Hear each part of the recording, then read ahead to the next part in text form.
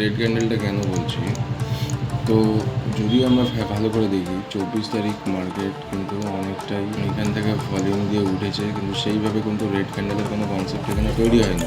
ঠিক আছে, তো আমি যদি এখন সব ইন্টারনাল রেড ক্যান্ডেলগুলোকে জুড়ে জুড়ে দেখি, প্রথমত এইখান থেকে এই পর্যন্ত পড়েছে, ফার্স্ট সেকেন্ড এইটুকু পড়েছে, তাহলে আমি এটাকে একটু জুড়ে দিলাম, থার্ড এইটুকু পড়েছে, এটাকে আমি আবার জুড়ে দিলাম, ফোর্থ এইটুকু পড়েছে। তো আমি কোথাও না কোথাও এতটা ভলিউম মার্কেট থেকে রেড ক্যান্ডেলে পাচ্ছি।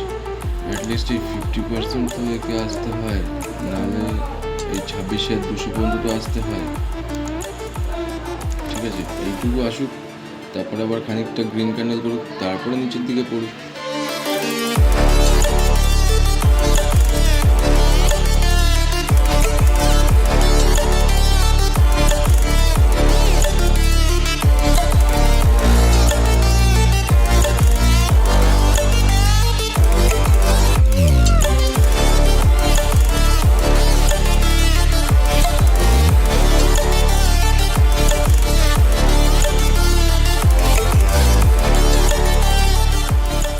তো ফাইনালি এত বড় ক্যান্ডেল মার্কেট আমাদেরকে রিপ্রেজেন্টেশন করেছে, বাট টার্গেট অ্যাচিভ হয়নি।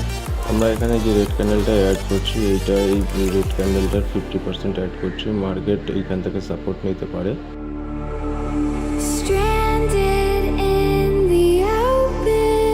ফাইনালি আমাদের 40 টাকার যে টার্গেট ছিল সেটা পূরণ হয়ে গেছে, আর মার্কেট আমাদের আজকে কথা রেখেছে, প্রফিট না প্রসেসটাকে ফলো রাখতে হবে।